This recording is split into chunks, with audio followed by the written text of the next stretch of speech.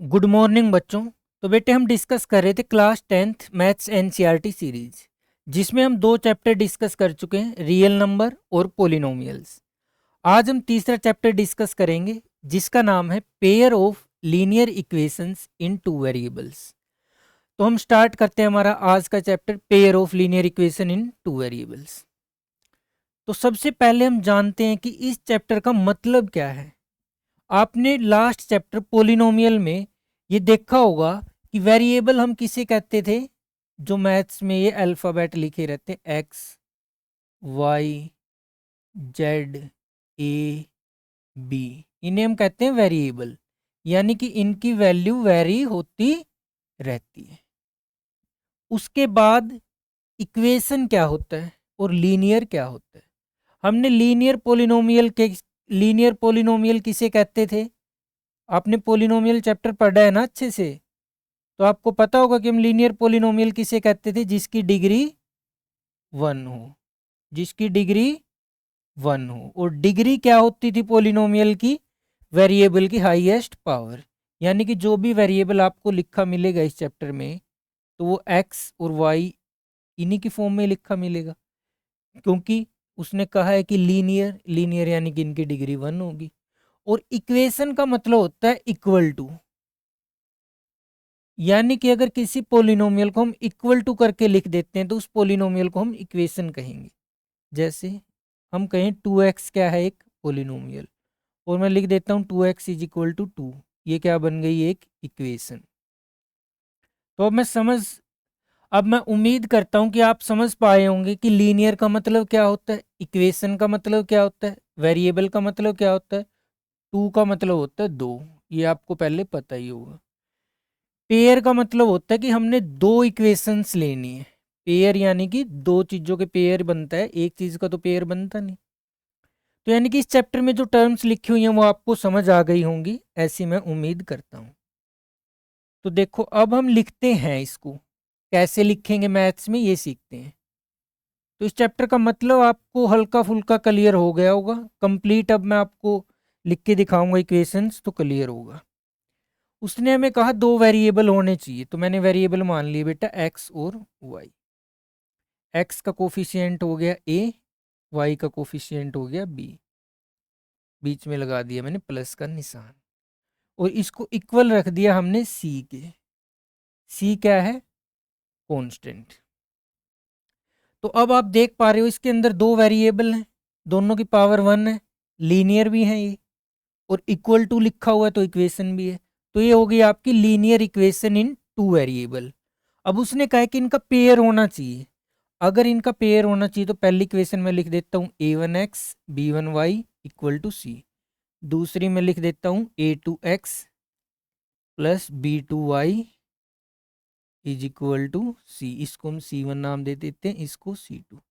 तो आपको इस कंप्लीट चैप्टर में इस तरीके से इक्वेशंस लिखी हुई मिलेंगी, a1x plus b1y equal to c1, a2x plus b2y equal to c2। ये दो इक्वेशंस आपके सामने लिखी हुई हैं, ये लीनियर इक्वेशंस हैं। इस तरीके की इक्वेशन आपको चैप्टर में लिखी मिलेंगी हर जगह, और आपको उनको सोल्व करना है। अब हम इनको सोल्व कैसे करेंगे वो सीखेंगे। एक बात और बेटा, कि जो ये लीनियर इक्वेशंस हमने लिखी है ना, अगर आप इनका ग्राफ बनाओगे तो इनका ग्राफ हमेशा स्ट्रेट लाइन आता है। कैसा आता है, स्ट्रेट लाइन। मान लेते हैं इसका ग्राफ आएगा L1 पहली लाइन, और इसका ग्राफ आएगा L2, ठीक है। तो अब मैं उम्मीद करता हूं कि चैप्टर का मीनिंग क्या है, pair of linear equation in two variables, आपको बहुत अच्छे से चैप्टर का मतलब समझ में आ गया होगा, और इस चैप्टर में हम क्या पढ़ेंगे वो समझ आ गया होगा। अब चलते हैं आगे।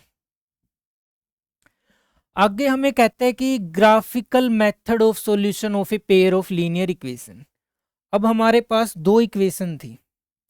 अब दोनों इक्वेशंस का जब हम ग्राफ बनाएंगे तो पहली इक्वेशन का ग्राफ एक लाइन देगा, उसका नाम मैं मान लेता हूं L1। क्या मान लेता हूं, L1। दूसरी ग्राफ लाइन का ग्राफ L2, दोनों स्ट्रेट लाइन होंगी।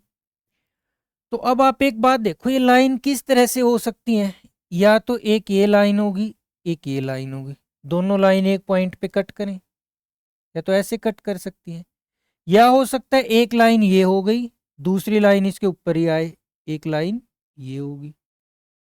या फिर हो सकता है कि एक लाइन ये हुई और एक लाइन ये हुई, ये कहीं भी ना मीट करें। तो हम तीनों कंडीशंस को एक बार पढ़ लेते हैं।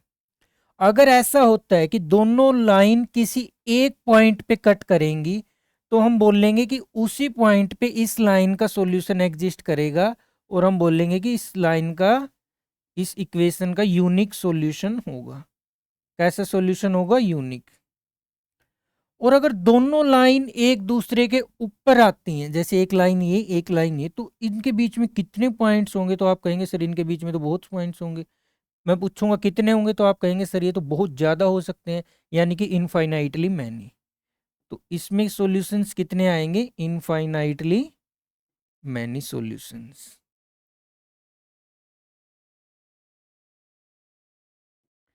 अब एक सिचुएशन ये आ सकती है कि लाइन एक दूसरे को कट ही ना करें कभी भी।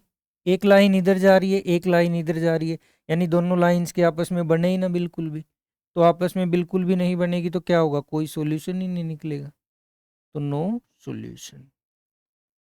अब मैं उम्मीद करता हूं कि ग्राफ के हिसाब से अगर आपको लीनियर इक्वेशन सोल्व करनी हो, क्या क्या कंडीशंस बन सकती हैं वो मैंने आपको बता दिया, और मैं उम्मीद करता हूं कि ये कंडीशंस आपको भी अच्छे से समझ आई होंगी।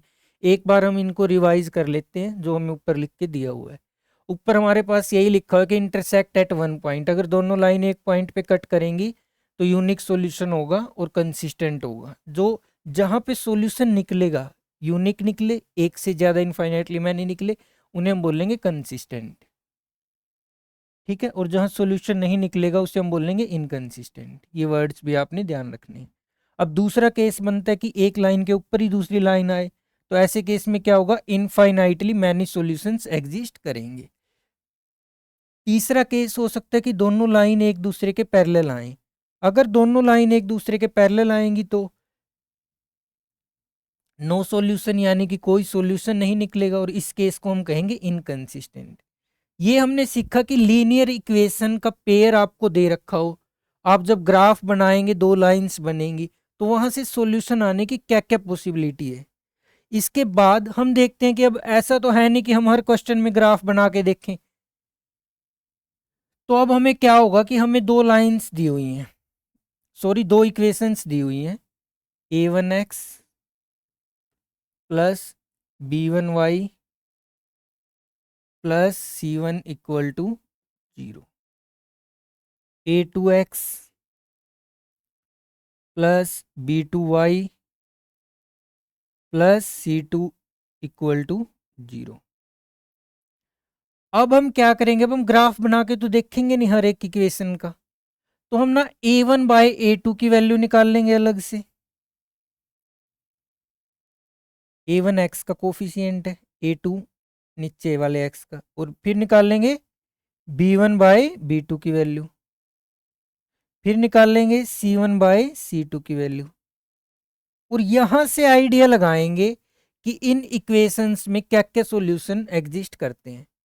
अगर a1 बाय a2 इक्वल आता है b1 by a1 by a2 not equal to आता है b1 बाय b2 के, तो ये होंगी इंटरसेक्टिंग, यानी कि एक पॉइंट पे इंटरसेक्ट करेंगी। तो कैसा सॉल्यूशन होगा इस केस में? अभी हमने जानना था पीछे, यूनिक।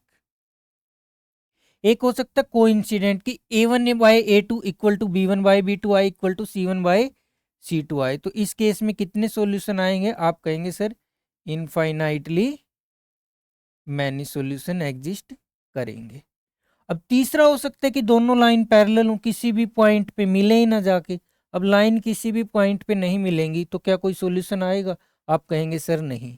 तो ये केस बनेगा कि अगर आपका a1 by a2 equal to आ जाता है b1 बाय b2 के,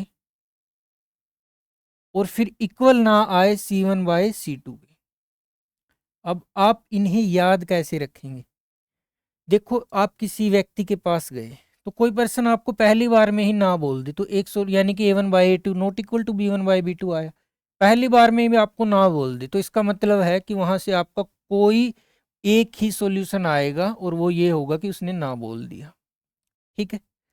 दूसरा है कि वो हर जगह हाँ हाँ बोलता चले, तो ऐसे तो इनफाइनाइटली मैनी सॉल्यूशंस एग्जिस्ट करेंगे। और तीसरा है कि पहली बार आपको किसी ने हाँ बोलना फिर ना बोलना, यानी कि तो कोई सॉल्यूशन एग्जिस्ट ही नहीं हुआ। यानी कि पहली बार तो equal I a1/a2 equal to b1/b2, फिर नॉट इक्वल टू c1/c2 आ गया। इसको आप अपने तरीके से भी याद कर सकते हो। तो अब मैं उम्मीद करता हूं कि पेयर ऑफ लीनियर इक्वेशंस आपको दिया हो, आप ग्राफ के हिसाब से भी बता सकते हो कि इसका सॉल्यूशंस कहाँ पे इंटरसेक्ट करेगा, कैसा होगा, और बगैर ग्राफ के भी मैंने आपको सिखा दिया। अब हम चलते हैं आगे। अब जो हमने सीखा इसी के बेस पे हम क्वेश्चन ट्राई करेंगे। तो पहला question x+3y equal to 6, 2x minus 3y equal to 12। तो a1 की वैल्यू क्या है, जो ये ऊपर लिखा रहता है ना, इसका जो कोफिशिएंट है वो हमने a1 मानना था ना। तो a1 की वैल्यू क्या है, आप कहेंगे सर 1। Very good. a2 की वैल्यू क्या है, आप कहेंगे सर 2। b1 की वैल्यू क्या है, आप कहेंगे सर 3। b2 की वैल्यू क्या है, आप कहेंगे सर -3। c1 की वैल्यू क्या है 6। c2 की वैल्यू क्या है 12। तो अब हम यहां से निकालते हैं a1/a2 इज कितना आया 1/2। अब निकालते हैं b1/b2, कितना आएगा 3/-3, यानी कि 1 - 1/1। तो हम यहां से देख पा रहे हैं कि a1/a2 is not equal to b1/b2 आया। a1/a2 is not equal to b1/b2। तो अब हम जानते हैं कि अगर पहली ही बार में दोनों नॉट इक्वल है तो क्या होगा इसका यूनिक सॉल्यूशन, यानी कि इंटरसेक्टिंग लाइंस होंगी ये और एक यूनिक सॉल्यूशन एग्जिस्ट करेगा। तो अब मैं उम्मीद करता हूं कि इस तरीके से क्वेश्चंस को किस तरीके से सोल्व करना आप समझ पाए होंगे। अब हम देखते हैं नेक्स्ट पार्ट। इसमें आप देखेंगे a1 की वैल्यू कितनी है हमारे पास, आप कहेंगे सर 2। a2 की वैल्यू कितनी है हमारे पास, आप कहेंगे सर 4।